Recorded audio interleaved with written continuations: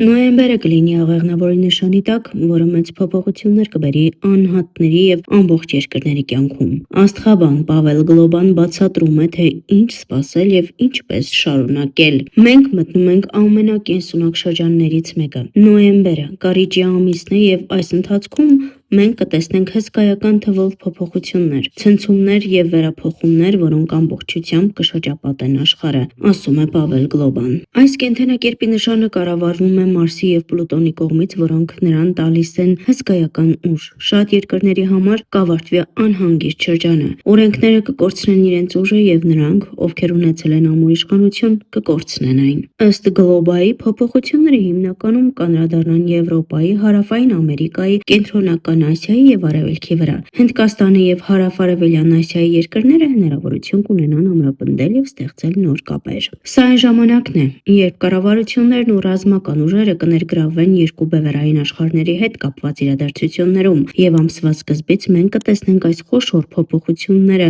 ասում է Գլոբան։ Հին ստեղծագործական դաշինքները կվերածնվեն, կհայտնվեն նոր առաջնորդներ։ Այս անհատները, ովքեր իրենց հաստատում են եւ պայքարում են փոփոխությունների համար, ժողովրդի հետ միասին ստիպված կլինեն պաշտպանել իրենց իրավունքները, իրենց անունը եւ իրենց սկզբունքները հաջորդ ժամանակահատվածներում։ Ավանդական ֆինանսական համակարգին վերաբերող հարցերը կսկսեն անցյալի մաս դառնալ։ Նոր հնարավորությունների, վճարային համակարգերի եւ հաշվարկների վերաբերյալ հակահալիքը կդրսևորվի ամբողջ ամսվա ընթացքում։ Նպաստավոր օրերը 2025 թվականի նոյեմբերին։ Աստղագիտական կանխատեսում։ Չնայած իրենց կենսունակությանը, մարտականությանը, դիմացկունությանը եւ նվաճումների ձգտմանը, կարիճը կանացի նշան է, հետեւաբար նրանց ցանկությունն է ապրել ինտուիտիվ։ Նոյեմբերին մարդիկ կհաղթահարեն հաստատվելու իրադարձություններից հեռու լինելու եւ ճիշտի համար պայքարելու դժկամությունը։ Ամսվա սկզբում եւ հատկապես երրորդ տասնօրյակում հնարավոր են բնական աղետներ, ինչպիսիք են ջրհեղեղներ,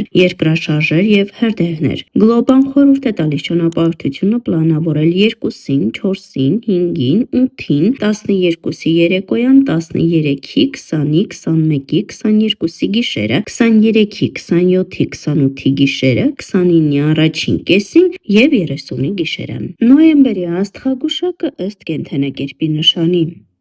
Խոյեր։ Խոյերի կյանք կմտնեն հանդիպումներ, միջոցառումներ եւ հեռվից կապեր։ Նրանք կզբաղվեն ճանապարհորդությունների հետ կապված բազմաթիվ գործունեությամբ։ Այս առումով նոյեմբերի առաջին 2 տասնամյակներում կլինեն ամենահաջողակները, իսկ երրորդում նշանի ներկայացուցիչները պետք է զգույշ լինեն ֆինանսների հետ։ Ցուլեր։ Ցուլերը փոփոխություններ կզգան մտավոր գործունեության պայմանագրերի եւ աշխատանքի մեջ։ Նոյեմբերի երկրորդ տասնօրյակում կառաջանան ընտանեկան դժվարություններ, հին ընկերները կաջակցեն։ Երկվորյակներ։ Ամսվա սկիզբը բարենպաստ կլինի երկվորյակների համար։ Ստեղծագործականության եւ անձնական հարաբերությունների հետ կապված հարցերում։ Նոյեմբերի երկրորդ տասնօրյակում հնարավոր են անհամաձայնություններ զուգընկերների եւ հակառակորդների, ընտանիքի անդամների եւ սիրելիների հետ։ Ֆինանսական խնդիրներ չեն սպասվում։ Խեցգետիններ։ Խեցգետիններն արդեն բավականին ամուր են հաստատվել իրենց դիրքերում եւ այս հաջողությունը կբերի զգալի եկամուտ, կլինի հնարավորություն ամրապնդելու իրենց հեղինակությունը, աշխատանքի մեջ կսկսվի նոր, հետաքրքիր շրջան։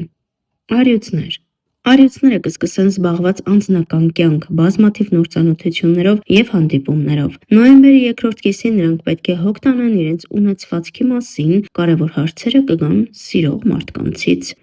Կույսեր։ Տնային գործերը եւ հարազատների ու ընկերների հետ հարաբերությունները մեծ դեր կխաղան կույսերի կյանքում։ Նրանք ստիպված կլինեն աշխատել եւ սովորել տնից։ Նոյեմբերը լավ ժամանակ է վերանորոգման համար։ Նոյեմբերի երրորդ տասնօրյակում հնարավոր են սխալներ եւ կորուստներ առևտրում։ Կշերկներ։ Նոր մարդիկ կմտնեն կշարքի սոցիալական շրջանակ։ Այս կապերը օգտակար կլինեն ապագայում։ Այս նշանի ներկայացուցիչները կստանան հետաքրքիր առաջարկներ։ Նոյեմբերի կեսերից աշխատանքի վայրում ինտրիգներ կծնվեն։ Կարիճներ։ Նոյեմբերին կարիճները լիովին կընդունեն իրենց բնույթը, կլինեն փորձություններ, որոնք առաջացնեն եւ տառապանք եւ ուրախություն։ Խուսափեք սիրելիների հետ հարաբերությունները խզելուց։ Այս ռիսկը հնարավոր է ամսվա երրորդ տասնօրյակում։ Աղեղնավորներ։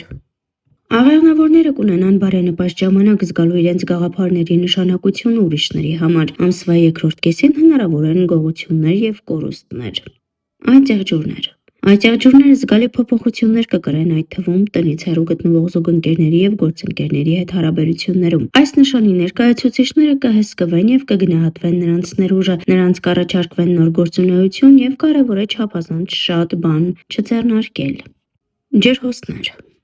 Ջրհոսի համար այս ժամանակահատվածը լի է հաջողություններով եւ մարտահրավերներով աշխատանքի եւ անձնական հարաբերություններում։ Նոյեմբերի առաջին 2 տասնօրյակներում կլինեն հանդիպումներ, որոնք ավելի կզարգացնեն նրանց գործունեությունը։ Կարևոր է օգտվել կյանքի առաջարկածից։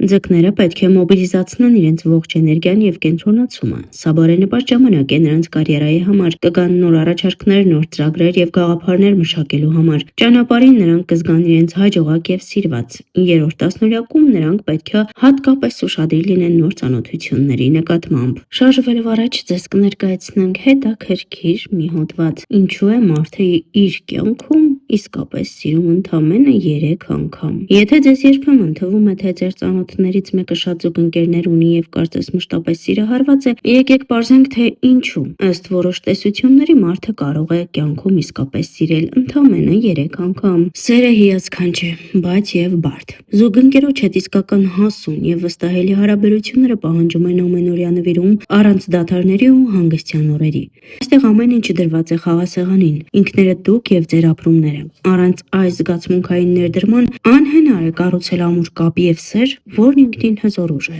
Առաջին սեր հեքիաթային է։ Որպես կանոն մենք առաջին անգամ սիրահարվում ենք շատ երիտասարդ տարիքում։ Այս սերը հեքիաթային է, իդեալականացված, որտեղ իրականությունը սերտորեն միահյուսվում է մեր երևակայության եւ կյանքի փորձի պակասի հետ։ Մենք լիովին համոզված ենք, որ գտել ենք մեր կյանքի միակ սիրուն, որը կտևի հավերժ եւ ոչինչ չի կարող խանգարել մեզ։ Այս փուլում մեզ համար ավելի կարեւոր է, թե ինչպես են մեր հարաբերություններն ընկալվում շրջապատի կողմից, քան այն, թե իրականում ինչ ենք զգում մենք։ Սա այն սերն է, որը պարզապես թվում է ճիշտ, անկախ ամեն ինչից։ Երկրորդ սեր դժվար է։ Երկրորդ սերը սովորաբար ամենաբարդն ու ցավոտն է լինում։ Այս հարաբերություններից մենք քաղում ենք կյանքի դառը, բայց անգին դասեր։ Սա այն սերն է, որը հոգեկան խորը ցավ է պատճառում։ Առաջին սիրո փորձից հետո մենք միամտաբար կարծում ենք, որ այս անգամ ամեն ինչ այլ կերպ կանենք եւ կկարողանանք խուսափել սխալներից։ Սակայն իրականությունն ավելի դաժան է լինում։ Երկրորդ սերը հաճախ վերածվում է իսկական դրամայի, որտեղ մենք բախվում ենք մանիպուլյացիաների, ստի եւ կոտրված սրտի հետ։ Երրորդ սերը անսպասելին։ Երրորդ եւ ինչպես շատերն են պնդում, վերջին սերը հայտնվում է այն ժամանակ, երբ մենք դրան բոլորովին չենք սպասում։ Այն ներխուժում է մեր կյանք առանց զգուշացման։ Սկզբում թվում է անսպասելի ու անհասկանալի, քանի որ մեր կողքին հայտնվում է մի մարդ, ով բոլորովին չի համապատասխանում մեր նախկին պատկերացումներին։ Այս փուլում մեր բոլոր իդեալներն ու սպասումները կարծես անհետանում են եւ ամեն ինչ ստացվում է ինքնաբերաբար, առանց ջանքերի։ Մենք նույնիսկ զարմանում ենք, թե որքան հեշտ ու ներդաշնակ կարող են լինել հարաբերությունները։ Այս կապն անբացատրելի է եւ անսովոր ամուր։ Երբ ապրում ենք այս սերը, մեզ թվում է, թե ամեն ինչ այնպես չէ, ինչպես սովորենք։ Չկան անհիմն ակնկալիքներ, չկան մտածված իդեալներ, չկա ճնշում։ Հենց այս սերն է օգնում մեզ հասկանալ, թե ինչու նախորդները չեն ստացվել։